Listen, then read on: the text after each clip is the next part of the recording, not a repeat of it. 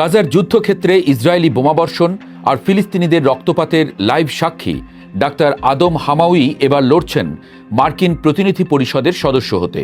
মার্কিন কংগ্রেসের পররাষ্ট্রনীতি বদলে দেওয়ার লক্ষ্যে তাঁর এই নজিরবিহীন লড়াই রীতিমতো ঝড় তুলেছে সারা বিশ্বে। গাজার নির্মম যুদ্ধক্ষেত্র থেকে ওয়াশিংটনের ক্ষমতার কেন্দ্রে যাওয়ার লড়াইয়ে নামা এই আদম হামাউই আসলে কে? পেশায় প্লাস্টিক সার্জন এবং মার্কিন সামরিক বাহিনীর সাবেক কর্মকর্তা আদম হিশাম হামাউইয়ের জন্ম মিশরে। বিশ্বজুড়ে যেখানেই যুদ্ধ আর মানবিক সংকট দেখা দিয়েছে সেখানেই চিকিৎসা সেবা নিয়ে ছুটে গেছেন এই অকুতভয় চিকিৎসক। বসনিয়া, সুদান, হাইতি, লেবানন ও সিরিয়ার মতো বিপজ্জনক সংঘাতপূর্ণ অঞ্চলে কাজ করার দীর্ঘ অভিজ্ঞতা রয়েছে তাঁর। সম্প্রতি নিউ জার্সির 12তম কংগ্রেশনাল ডিস্ট্রিক্টে ডেমোক্রেটিক পার্টির অত্যন্ত প্রতিদ্বন্দ্বিতাপূর্ণ প্রাইমারি নির্বাচনে জয়ী হয়েছেন তিনি।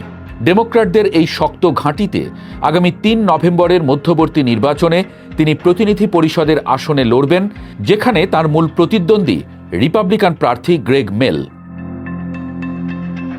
2024 সালে গাজায় ইসরায়েলি আগ্রাসনের সময় একটি চিকিৎসা মিশনে সরাসরি যুক্ত ছিলেন হামাউই। নিজের চোখে 24 ঘন্টা ড্রোনের আওয়াজ, বোমাবর্ষণের ভয়াবহতা এবং মা বাবা হারানো শিশুদের পঙ্গুত্ব বরণ করতে দেখেছেন তিনি। গাজা থেকে ওয়াশিংটনে ফিরে তিনি মার্কিন আইন প্রণেতাদের কাছে এই বাস্তব চিত্র তুলে ধরেন।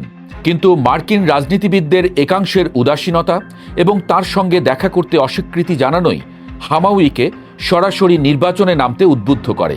তিনি বুঝতে পারেন ইসরায়েলকে দেওয়া আমেরিকার কোটি কোটি ডলারের সামরিক সহায়তা বন্ধ করতে হলে এবং গাজার পক্ষে সাহসী অবস্থান নিতে হলে নিজেকেই ওয়াশিংটনের নীতি নির্ধারক হতে হবে।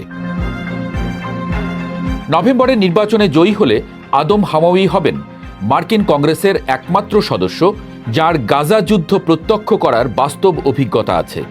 বিগত 1 দশকে ইসরায়েলি কঠোর অবরোধের কারণে কোনো মার্কিন কংগ্রেস সদস্যকে গাজায় প্রবেশ করতে দেওয়া হয়নি। হামাউইয়ের এই সাহসী লড়াইয়ে তার পাশে দাঁড়িয়েছিলেন প্রগতিশীল ধারার জনপ্রিয় নেতা সিনেটর বার্নি স্যান্ডার্স এবং সিনেটর ট্যামি ডাকওয়ার্থ।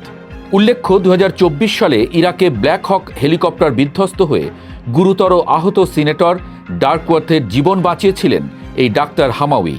আমেরিকার সাধারণ মানুষ যখন স্বাস্থ্যসেবার খরচ মেটাতে হিমশিম খাচ্ছে, তখন ওয়াশিংটনের যুদ্ধের পেছনে বিলিয়ন ডলার ওড়ানো বন্ধ করাই এখন তার প্রধান লক্ষ্য। বিশ্বের সবচেয়ে ক্ষমতাধর রাষ্ট্রে ফিলিস্তিনিদের অধিকার রক্ষা ও মার্কিন পররাষ্ট্রনীতি পরিবর্তনের এই লড়াইয়ে আদম হামাউই কতটুকু সফল হন সেটাই এখন দেখার বিষয়।